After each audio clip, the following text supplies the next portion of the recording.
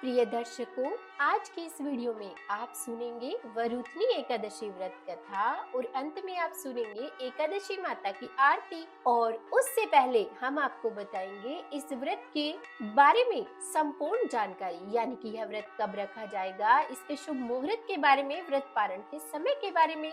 तो मैं मीनू शर्मा आप सभी का आपके अपने YouTube चैनल की कथा टीवी पर स्वागत करती हूँ। सभी को मेरा राधे राधे। तो देखिए प्रिय भक्तों, इस बार पंचांग के अनुसार वैशाख माह के कृष्ण पक्ष की जो एकादशी तिथि है वो प्रारंभ होगी 13 अप्रैल सोमवार को सुबह 1:16 पर, या फिर कह लीजिए कि 12 अप्रैल की मध्य रात्रि को, और यह समाप्त होगी 14 अप्रैल मंगलवार की सुबह 1:08 पर, या फिर 13 अप्रैल की मध्य रात्रि 1:08 पर। तो ऐसे में उदय तिथि के आधार पर वैशाख माह के कृष्ण पक्ष की जो एकादशी है, यानी कि जो वरुथनी एकादशी है, वो 13 अप्रैल सोमवार को मानी जाएगी। यानी कि वरुथनी एकादशी का व्रत 13 अप्रैल सोमवार को किया जाएगा। और अगर अब हम इस दिन के शुभ मुहूर्त के बारे में बात करें तो देखिए, इस दिन ब्रह्म मुहूर्त का समय रहेगा सुबह 4:35 से लेकर 5:23 तक, और अमृत काल का समय रहेगा सुबह 5:17 से लेकर 6:56 तक। और इस दिन जो पूजा का शुभ मुहूर्त होगा वो होगा सुबह 5:58 से लेकर 7:34 तक। जो राहु काल का समय होगा वो होगा सुबह 7:45 से लेकर 9:19 तक। तो आप इस समय के बीच कोई भी पूजा ना करें। और आज जो सूर्योदय का समय होगा वो होगा सुबह 6:11 और सूर्यास्त का समय रहेगा शाम 6:42। और जो भी भक्त इस वरुथनी एकादशी का व्रत करेंगे तो वे व्रत का पारण करेंगे 14 अप्रैल मंगलवार की सुबह। और जो व्रत पारण का शुभ समय होगा वो होगा सुबह 6:54 से लेकर 8:31 तक। और चलिए आप सुनाते हैं आपको इस वरुथनी एकादशी पर सुनी जाने वाली बहुत ही दुर्लभ और पुण्यकारी पौराणिक कथा। ओम नमो भगवते वासुदेवाय नमः। तो वरुथनी एकादशी की कथा का श्रवण कराने के लिए आप सबको लेकर चलते हैं महाभारत काल की ओर, जहां आप अपने ज्ञान के चक्षुओं से इस कथा का रसपान कीजिए, जहां पर इंद्रप्रस्थ की राज्य सभा पूर्णतः सजी हुई है और उस राज्य सभा में महाराज युधिष्ठिर बैठे हुए हैं और भगवान श्री कृष्ण स्वयं उन्हें वरुथनी एकादशी की कथा सुना रहे हैं। तो धर्मराज युधिष्ठिर जी ने भगवान श्री कृष्ण से पूछा कि हे वासुदेव, आपको नमस्कार है। वैशाख माह के कृष्ण पक्ष में किस नाम की एकादशी होती है, कृपया उसकी महिमा बताइए। तब भगवान श्री कृष्ण बोले कि हे राजन, वैशाख माह के कृष्ण पक्ष की एकादशी वरुथनी एकादशी के नाम से प्रसिद्ध है। यह इस लोक और परलोक में भी सौभाग्य प्रदान करने वाली है। वरुथनी की व्रत से ही सदा सुख का लाभ और पाप की हानि होती है। यह समस्त लोगों को भोग और मोक्ष प्रदान करने वाली है। वरुथनी के ही व्रत से मानधाता तथा धुंधुमार आदि अन्य अनेक राजा स्वर्ग लोक को प्राप्त हुए। जो 10,000 वर्षों तक तपस्या करता है उसके समान ही फल वरुथनी के व्रत से भी मनुष्य प्राप्त कर लेता है। हे राजन, घोड़े के दान से हाथी का दान श्रेष्ठ है। भूमि दान उससे भी बड़ा है। भूमि दान से भी अधिक महत्व तिल दान का है, और तिल दान से बढ़कर स्वर्ण दान, और स्वर्ण दान से बढ़कर अन्न दान है, क्योंकि देवता, पितृ तथा मनुष्यों को अन्न से ही तृप्ति होती है। विद्वान पुरुषों ने कन्यादान को भी अन्नदान के समान ही बतलाया है, और कन्यादान के समान ही धेनु यानी कि गाय का दान है। यह साक्षात भगवान का कथन है। बताए गए सभी दानों में सबसे बड़ा है विद्या दान। तो मनुष्य वरुथनी एकादशी का व्रत करके विद्या दान का भी फल प्राप्त कर लेता है। जो लोग पाप से मोहित होकर कन्या के धन से जीविका चलाते हैं, वे पुण्य का क्षय होने पर यातना में नरक में जाते हैं। इसीलिए सर्वथा प्रयत्न करके कन्या के धन से बचना चाहिए, उसे अपने काम में नहीं लाना चाहिए। जो अपनी शक्ति के अनुसार आभूषणों से विभूषित करके पवित्र भाव से कन्या का दान करता है, उसकी पुण्य की संख्या बताने में स्वयं चित्रगुप्त भी असमर्थ है। वरुथनी एकादशी का व्रत करके भी मनुष्य उसी के समान फल प्राप्त करता है। व्रत करने वाला वैष्णव पुरुष 10वीं तिथि को कांस,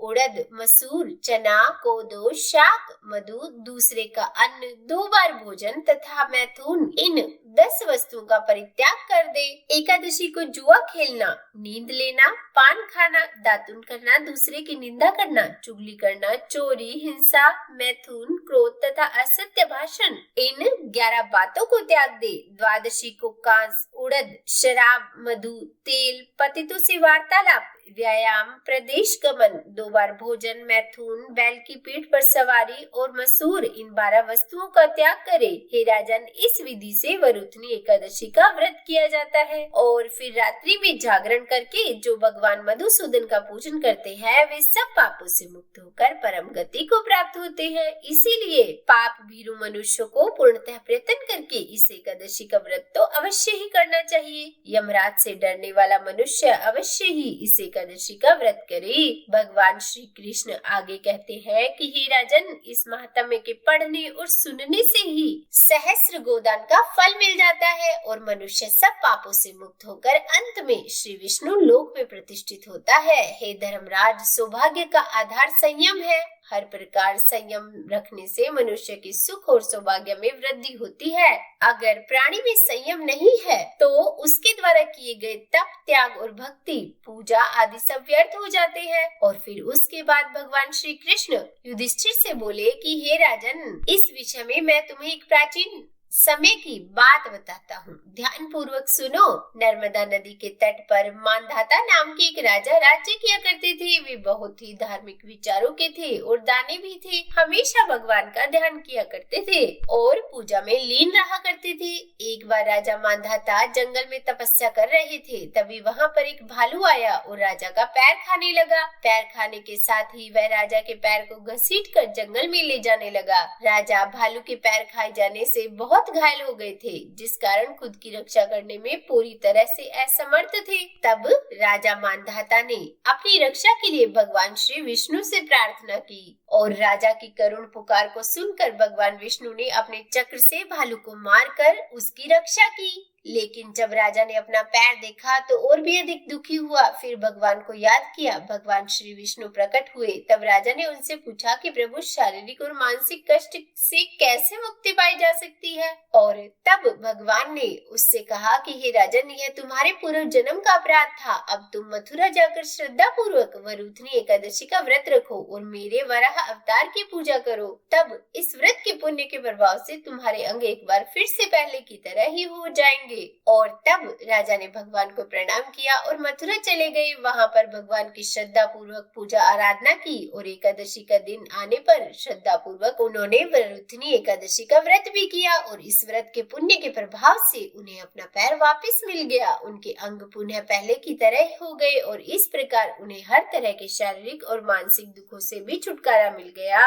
भगवान श्री कृष्ण ने जब वरुथनी एकादशी का महत्व प्रतिपादित किया तब धर्मराज युधिष्ठिर ने उसको हृदय से ग्रहण किया। उन्होंने कहा कि हे माधव, आपके वचनों से मेरे समस्त संदेह दूर हो गए हैं। मैं इस व्रत का पालन अवश्य करूंगा और अपने राज्य में भी इसकी परंपरा स्थापित करूंगा। और इस प्रकार यह दिव्य वार्ता समाप्त हुई, जो धर्म, भक्ति और मोक्ष का मार्ग प्रशस्त करती है। तो सभी प्रेम से बोलिए, श्री कृष्ण भगवान की जय, विष्णु भगवान की जय। हे विष्णु भगवान, अगर इस कथा को कहने, सुनने या सुनाने में हमसे कोई गलती हो गई हो तो हमें क्षमा करना। और अब बताते हैं आपको इस एकादशी में किए जाने वाले फलाहार के बारे में। तो देखिए, हर एकादशी का अपना विशेष फलाहार का विधान है। तो इस वरुथनी एकादशी पर खरबूजे का भोग भगवान को लगाया जाता है और साथ ही फलाहार भी खरबूजे का अवश्य ही करना चाहिए। और हाँ, इस दिन ओम मधुसूदनाय नमः मंत्र का जाप करना चाहिए।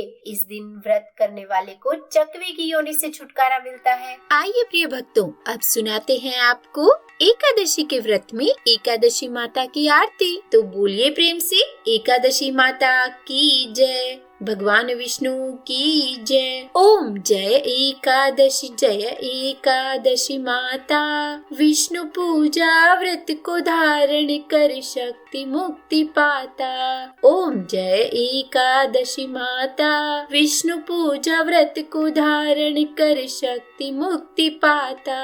तेरे नाम गिनाऊं देवी, भक्ति प्रदान करनी, गण गौरव की देनी माता, शास्त्रों में वर्णी। ओम जय एकादशी माता, विष्णु पूजा व्रत को धारण कर शक्ति मुक्ति पाता।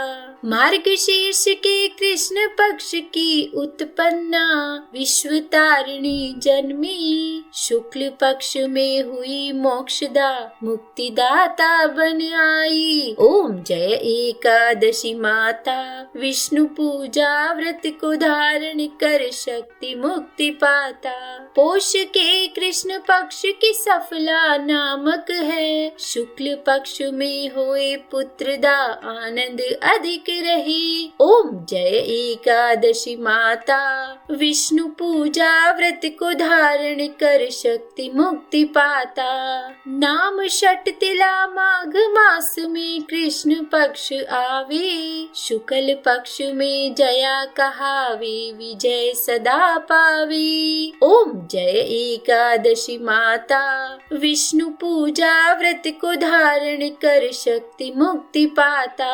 विजया फाल्गुन कृष्ण पक्ष में शुक्ला आमल की, पाप मोचनी कृष्ण पक्ष में चैत्र महाबल की। ओम जय एकादशी माता, विष्णु पूजा व्रत को धारण कर शक्ति मुक्ति पाता। चैत्र शुक्ल में नाम कामदा, धन देने वाली, नाम वरुधनि कृष्ण पक्ष में वैशाख माह वाली। ओम जय एकादशी माता, विष्णु पूजा व्रत को धारण कर शक्ति मुक्ति पाता। शुक्ल पक्ष में होए मोहिनी, अपराजिष्ठ कृष्ण पक्षी, नाम निर्जला सब सुख करनी, शुक्ल पक्ष रखी। ओम जय एकादशी माता, विष्णु पूजा व्रत को धारण कर शक्ति मुक्ति पाता। योगिनी नाम आषाढ़ माह में, जानो कृष्ण पक्ष करनी, देव शयनी नाम कहायो, शुक्ल पक्ष धरणी। ओम जय एकादशी माता, विष्णु पूजा व्रत को धारण कर शक्ति मुक्ति पाता। कामिका श्रावण मास में आवे, कृष्ण पक्ष कहिए, श्रावण शुक्ल में होए पवित्र, आनंद से रहिए। ओम जय एकादशी माता, विष्णु पूजा व्रत को धारण कर शक्ति मुक्ति पाता। अजा भाद्रपद कृष्ण पक्ष की परिवर्तिनी शुक्ला, इंद्र अश्विनी कृष्ण पक्ष में व्रत से भव सागर निकला। ओम जय एकादशी माता, विष्णु पूजा व्रत को धारण कर शक्ति मुक्ति पाता। पापांकुशा है शुक्ल पक्ष में आप हरणहारी, रमा मास कार्तिक में आवे सुखदायक भारी। ओम जय एकादशी माता, विष्णु पूजा व्रत को धारण कर शक्ति मुक्ति पाता। देवोत्थानी शुक्ल पक्ष की दुख नाशक मैया, पावन मास में करो विनती, पार करो नैया। ओम जय एकादशी माता, विष्णु पूजा व्रत को धारण कर शक्ति मुक्ति पाता। परमा कृष्ण पक्ष में होती जन मंगल करनी, शुक्ल मास में होए पद्मिनी दुख दरिद्र हरणी। ओम जय एकादशी माता, विष्णु पूजा व्रत को धारण कर शक्ति मुक्ति पाता। जो कोई आरती एकादशी की भक्ति सहित गावे, जन गुरु दिता स्वर्ग का वासा निश्चय ही पावे। ओम जय एकादशी माता, विष्णु पूजा व्रत को धारण कर शक्ति मुक्ति पाता। ओम जय एकादशी माता, विष्णु पूजा व्रत को धारण कर शक्ति मुक्ति पाता। हाँ, शक्ति मुक्ति पाता। तो बोलिए प्रेम से एकादशी माता की जय, विष्णु भगवान की जय, लक्ष्मी माता की जय, सरव देवी देवता की जय।